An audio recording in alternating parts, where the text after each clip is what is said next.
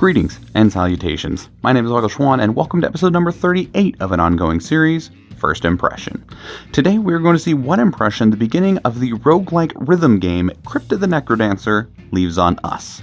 Crypt the NecroDancer was developed and published by Brace Yourself Games and was originally released in April of 2015 on PC. In the years since, it has been ported to basically everything else, and there's a very good chance that it's available on whatever platform you have available to you to play games on. Now, Crypt the NecroDancer is a game where you jump and attack and things to the music. Everything is about going on the beat of whatever song that is playing. So just heads up, if you feel as though you're someone who has no rhythm, it might not be the game for you. But it was a game for a lot of people and has since found a lot of critical acclaim.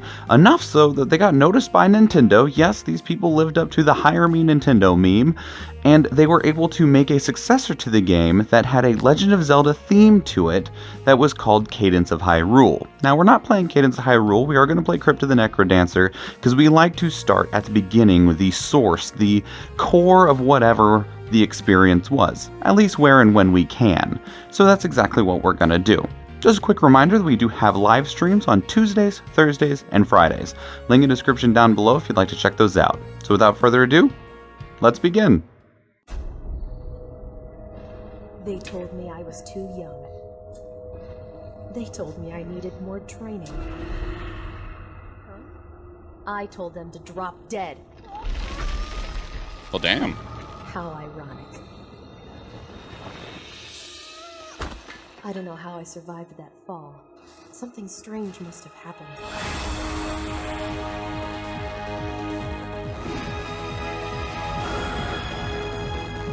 My pulse is beating like a drum, but my blood is running cold.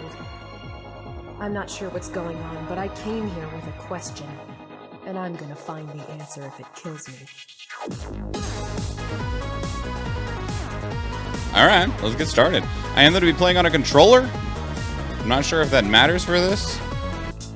I think I have to use a mouse and keyboard. There was something that was letting me do on the controller, but it's not.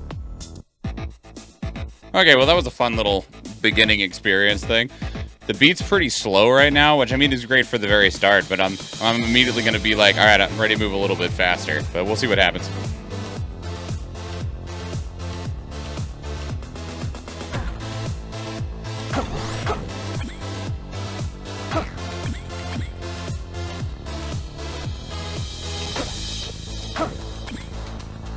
This is enjoyable already.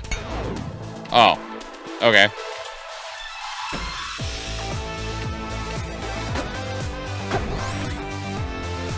I need a golden key to free that guy.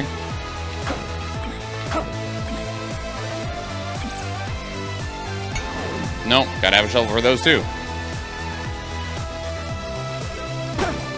Ow. Ow.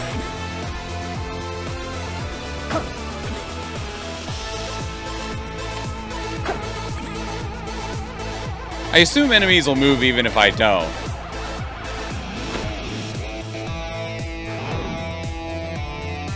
Well, he's not moving. He's on a trap, though. Okay. That's probably why he can't move. I bet he would otherwise.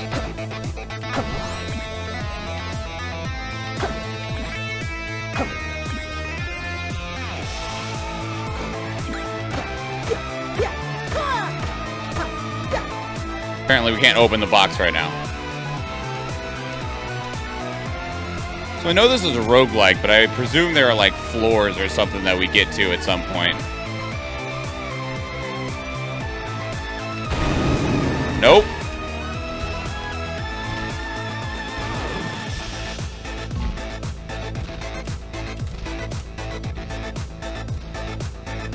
No, I'm good, buddy.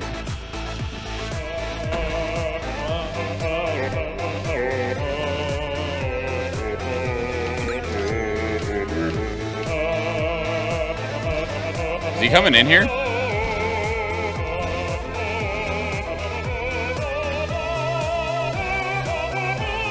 Oh God.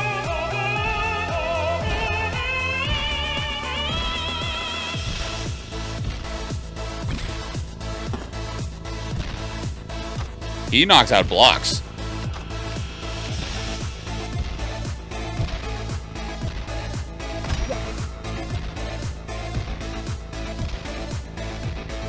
You want to kill the dragon?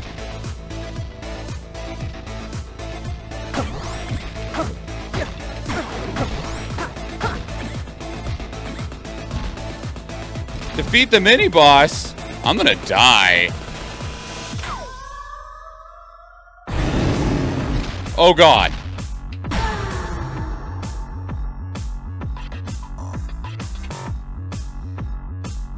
I didn't realize the song ended. Okay, well, that's one run, but let's... Whoa. Okay, we'll give it another quick go.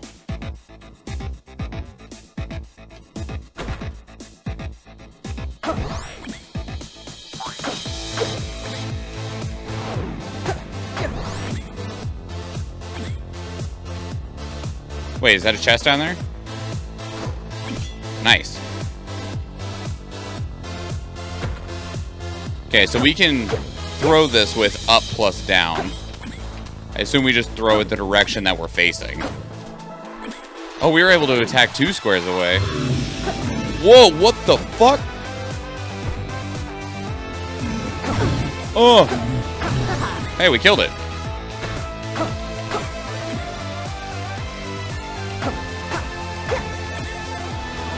Maybe the dragon only doesn't take as many hits as I initially thought, because I kind of just assumed it would murderize us.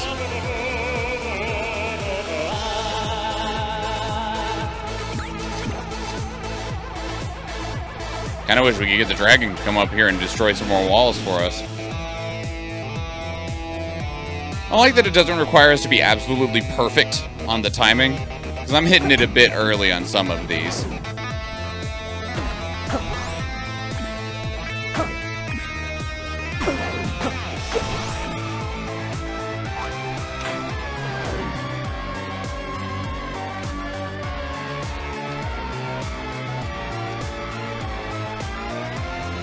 Starting to pick back up.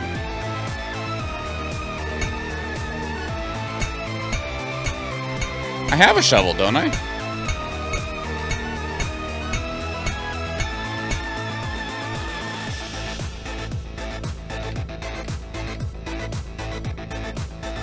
Power to the music designers.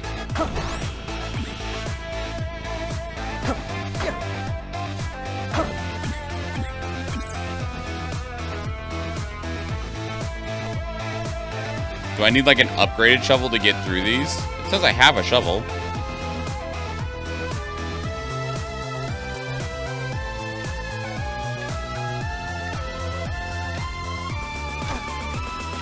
Oh.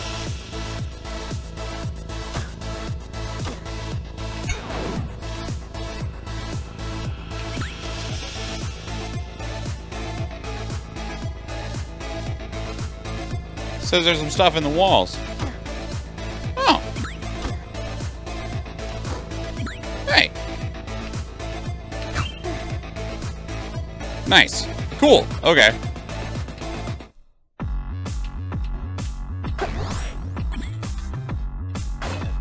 Oh.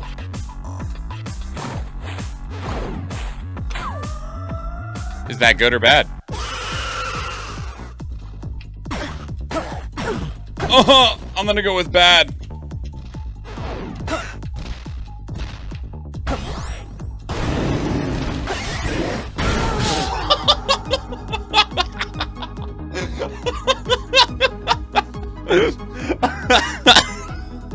Quit the lobby. Alright. I don't feel like I actually need to see anymore. I think I get the general gist of this game and can build a thought on it from there. So I'm gonna pass it back to myself. Peace.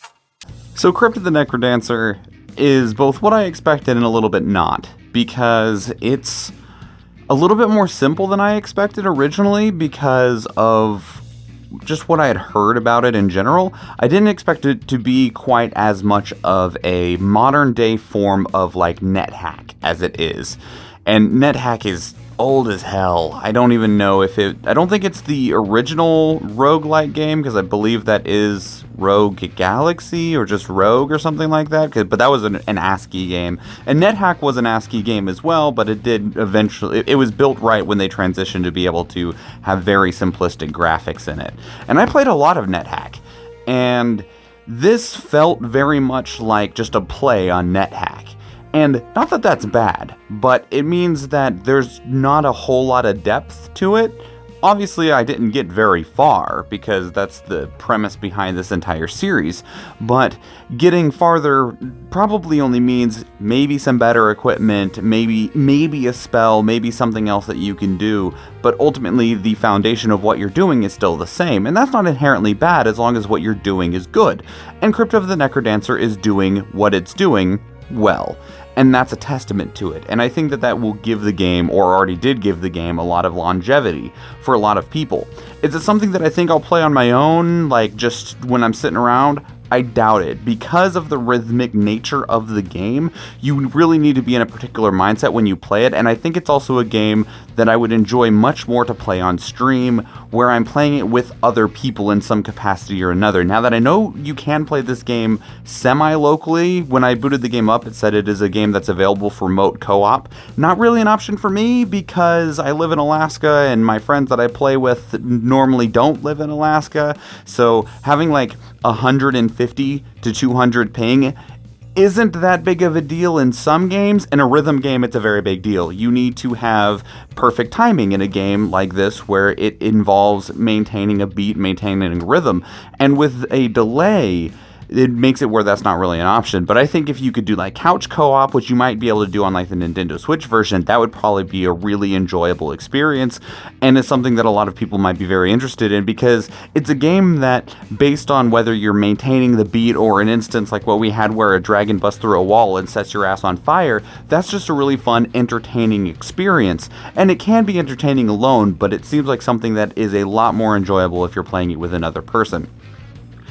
Additionally, because the game is a roguelike, but I believe it does have a definitive end. There is a boss at the end, a lot of the same ways as like Dead Cells does, where there is an end. I guess Nethack actually has an end as well. You go all the way down and all the way back up in that game. Dead Cells, you get all the way to the end and kill the Forgotten King. But you do always get reset at the beginning, maybe with a new unlock, but that's why we have these rogue-like games, or roguelite, depending on what we're looking at, in which you have some semi-permanent unlocks that will change your runs moving forward, and we definitely have that here in Crypt of the NecroDancer as well, and that enables you to feel like even if you fail, you're still making progress in some capacity or another, and I like that a lot, and I think that's good for the game, and it allows you to feel like even if you didn't do very well, maybe I can get far enough to get another unlock, discover something new, and that's really good. I think this game, I can absolutely see why this game got as much attention as it did, because it was an enjoyable experience. I was laughing, I was smiling the entire time, and that's also part of why, though, I think it would be a good game to play socially, because playing on my own, I would probably stay in that jovial state for a few hours, at least. And then after that, I would go from being calm and collected and having a good time and laughing at the crazy things that happen to now I'm more focused on just trying to progress. And the game feels, because of the randomized nature of it, that could be a frustrating experience because of the things that can get in your way that you might not be expecting, and not in the same structured form as something like Dead Cells. Now, Dead Cells is much newer than Crypt of the NecroDancer. This came out in 2015. I'm comparing it to a game that went into early access in 2018 and was officially released very recently.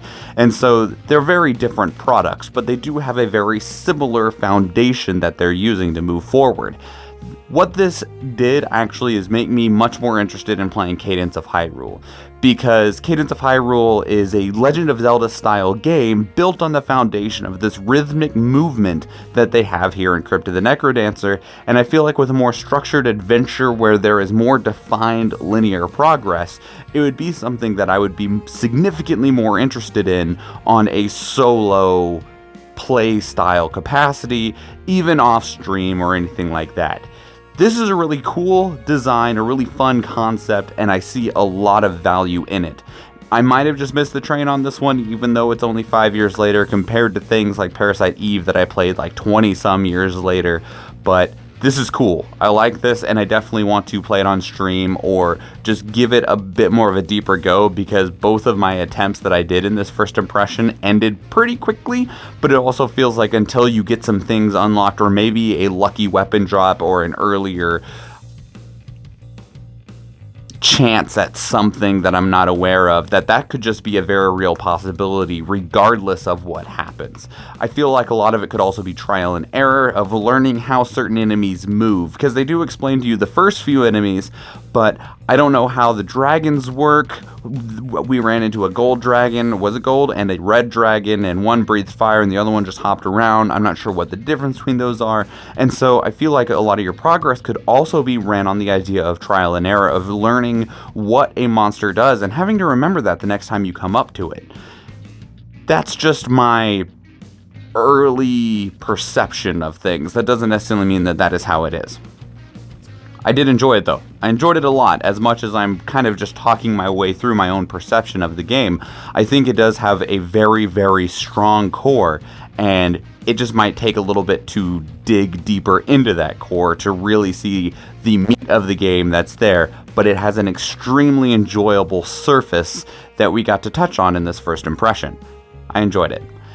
Now, next week, we are going to be doing Bright Memory. Bright Memory is a first-person action shooter game, and some people have referred to it as much as a lot of people hate this, as like a Dark Souls first-person shooter.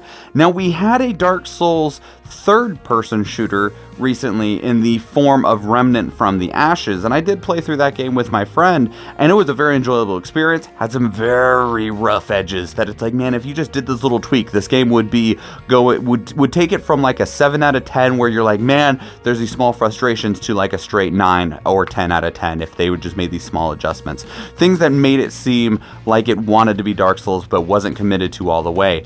And I've heard similar descriptions of Bright Memory, and Bright Memory is getting a more full experience, because what we are going to play is this kind of like demo-like experience that's been available for quite some time, and they've been talking about Bright Memory Infinite for quite a while. That is this more developed, full, encapsulating experience that's going to function largely in the same way as the original Bright Memory game.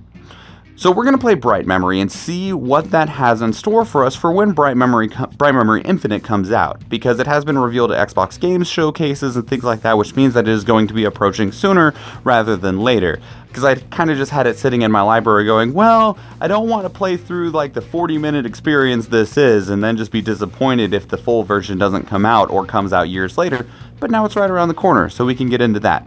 A couple other quick notes to throw to you. We mentioned it in the intro, but we are doing consistent live streams now. We live stream on Tuesdays, Thursdays, and Fridays. There's a link in the description down below to go to our Twitch channel. We'd appreciate your support for that. If you want to catch that Bright Memory video, please hit that subscribe button. If you like this video, hit the like button, and you can turn on notifications to find out when any of our videos go live. And lastly, if you do want to go above and beyond and support us financially, there is a Patreon link in the description down below.